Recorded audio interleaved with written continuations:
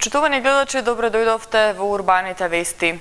Лебедовата песна на заробеничката на ветерот е насловена книгата за првата македонска поетеса и основоположничка на така нареченото женско писмо во современата македонска поезија и литература воопшто, Даница Ручигај, која загина во Скопскиот земјотрес во 1963 година. Со ова информација ги започнуваме денешните вести, а и ве што ќе гледате во нив. Се одржа 10-та ликовна колонија Кучково.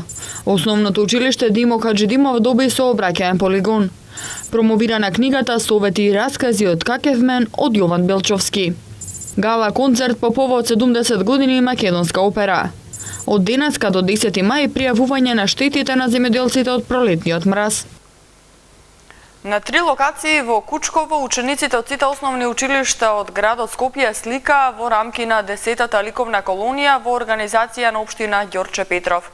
На сите ученици општината им додели дипломи за учеството и прибор за боење и цртање. Локацијата Кучково традиционално и годинава ги обедини најмладите уметници од основните училишта во општина Ѓорче Петров и од градот Скопје. На 3 локации во Кучково денеска традиционално по 10 пат се одржа детската ликовна колонија.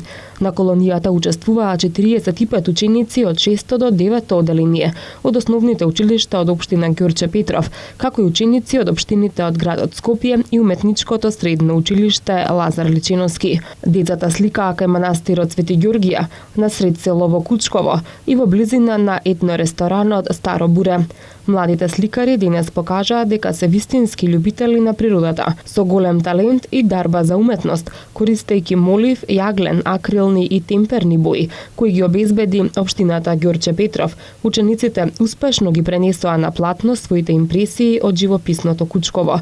На сликите може да се забележи старата селска архитектура, пейзажи, птици и народни носии. Инспирација за да цртам ми е природата и наместо да ја копирам, јас ги користам правилата на природата за да направам пейзаж од кој ќе бидам задоволен самиот со себе. Редовно одам на колонии, на повеќе дневни и еднодневни, цртам по дома, во школа. Кога почна да црташ и кога ја осозна љубовта према ликовната уметност? Па од мал почнувам да цртам. Од 6 одделение почнувам напредно да цртам. Желба ми е да цртам стрипови и анатомија на луѓето, мускулите и сите тие работи. Што сликаш денес? Денеска сликам природа, планини. А што најчесто сликаш? Во вините на Македонија. Најчесто па различни работи, портрети сакам да цртам, луѓе во движење, различни мотиви. Што сликаш денеска и најчесто што сакаш да сликаш? Па денеска ја присликувам куќата што е пред мене. Кога го откри талентот за сликање? Па пред 2 години, кога одев во Луи на представи и таму имаше за цртање вака и ме одвоија да пробам да нацртам лик и го нацртав убаво и ми кажа дека добро цртам и после тоа идев на надпревари. Сонја Палчевска-Ќосева, просветен инспектор во општина Ѓорче Петров, денеска нагласи дека оваа традиционална манифестација од година в година стекнува се поголема популарност кај учениците и просветните наставници, а доказ за тоа е се поголемата масовност на учесници. Како што нагласи, веќе втора година ликовната колонија се одвива на меѓуопштинско ниво. Зачетоците пред 10 години беа со изложбите и љубовта на децата кон сликањето. Тоа ни даде за право да почнеме со некоја поголема манифестација и Кучково стана место каде што започна ликовната колонија. Ликовната колонија секоја година станува се поголема во однос на учество на ученици. Оваа година и ланската година веќе од општинско се прошири на градско ниво и овдека меѓу нас се и учениците од сите 10 општини на ниво на град Скопје со своите наставници. На сите ученици им беа доделени дипломи за учество и прибор за боење и цртење. Децата беа облечени во препознатлива мајчка со логото на ликовната колонија, а превозот до местото на настанот го обезбеди општина Ѓорче Петров. Изработените слики ќе бидат изложени на предстојниот општенароден собир Ден на крстот, кој на 1 мај ќе се одржи во местноста Јазбине во непосредна близина на селото Кучково. Децата и нивните слики после изложбата ќе бидат собрани и предадени на активностите што ќе следат за 1 мај.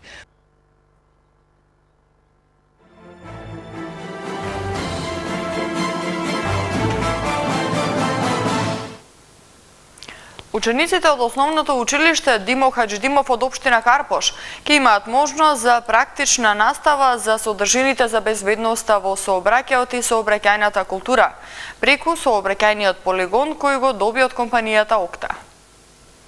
Основното училиште од општина Карпош Димо Хаџидимов доби на подарок платформа Полигон од страна на фирмата Окта, на која ќе може да извидува практична настава по предметите кои во своите содржини ги учат учениците за безбедноста во сообраќајот и сообраќајната култура. Оваа сообраќајна платформа ќе остане во трајна сопственост на училиштето. Наставниците од Димо Хаџидимов, кои во своите наставни предмети имаат тема поврзана со безбедноста во сообраќајот и сообраќајната култура, ќе можат платформата да ја поставуваат во училишниот двор и на практичен начин својата материја да им ја пренесат на своите ученици. Со нови 2300 потрошувачи, од кои речиси и половина се потрошувачи кои во минатото се исклучиле од системот за парно грејење, Балкан Енерджи Груп ќе ја заврши оваа грејна сезона. Балкан Енерджи Груп годинашната грејна сезона ќе ја заврши со нови 2300 потрошувачи, од кои речиси половина се потрошувачи кои во минатото се исклучиле од системот, информираат од компанијата. Оттаму посочуваат дека бордот на директори констатирал и големиот број нови потрошувачи во грејната сезона 2016-2017 е резултат на високиот квалитет и комфорт, проследен со конкурентна цена на централното во споредба со останатите начини на грејење, можноста за бесплатно приклучување кон системот и еколошкиот придонес за градот. Во наредниот период групацијата најавува дека ќе продолжи со вложување во изолирање на вреловодните цевки во подрумските простории и во влезовите на објектите, имплементација на системи за заштеда на електрична енергија во подстаниците на објектите, промовирање на комбинирани бойлери за топла вода и друго, со чија имплементација потрошувачите може да остварат дополнителни заштеди. Книгата "Совети и раскази од Кекавмен" од професор доктор Јован Белчовски, која представува комплетна слика за животот во 10-тиот и 11-тиот век, беше промовирана денеска. Ова е прва презентација на ова познато дело на Кекавмен на македонски јазик. Книгата "Совети и раскази од Кекавмен" од професор доктор Јован Белчовски беше промовирана денеска во соборниот храм Свети Климент Охридски во Скопје. Ова е прва презентација на ова познато дело на Кекавмен на македонски јазик. Оваа книга, која е во издание на Македоника Литера, ги содржи оригиналната верзија на книгата од византискиот период "Совети и раскази од Кекавмен", преводот на професор доктор Јован Белчовски и студијата на професор доктор Белчовски. Јован Белчовски е пензиониран професор и поранешен декан на Богословскиот факултет Свети Климент Охридски во Скопје. Докторирал на тема за историјата на Охридската архиепископија од нејзиното основање до паѓањето на Македонија под турска власт. Автор е на 30 на трудови од историјата на Охридската архиепископија и на православното христијанство. Тој за книгата вели дека е слика за целокупниот живот во 10-тиот и 11-тиот век. Тоа не е обична книга, тоа ние го викам извори за историјата. Он е сосема близок на еден јовански лица, византолозите тоа го знаат, најважните извори за 10-11 век, тука е Кедрен, тука е Михаил Аталијати, е најважни извори од тоа време. И тој припаѓа кон нив, така што он од таквите книги ние црпиме материјали за други книги, нели? Тоа е извор за историјата. Слика е на животот во 10 и 11 век. Апсолутно книгата е важна од две работи. Како извор за византологијата, ние средновековните историчари, што си како таква си е најмногу ценета во средновековната историја. А пак за христијанството и за христијаниците тоа е етика. Етика, знаете што значи? Он ќе ви рече, бори се за благочестие до смрт.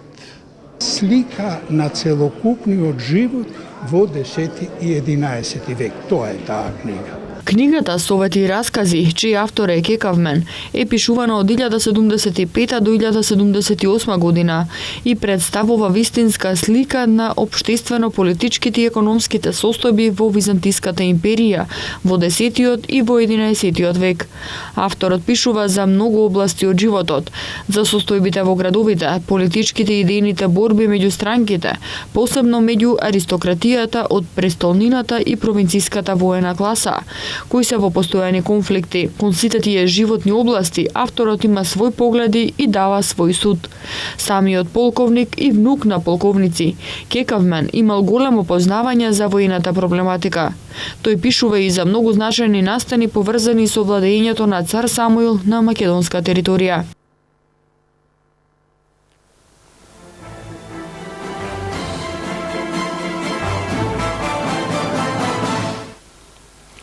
По повод 70 години од Македонската опера, вечерва на сцената на Македонската опера и балет се изведува гала концерт на кој ќе бидат изведени numeri од светски автори.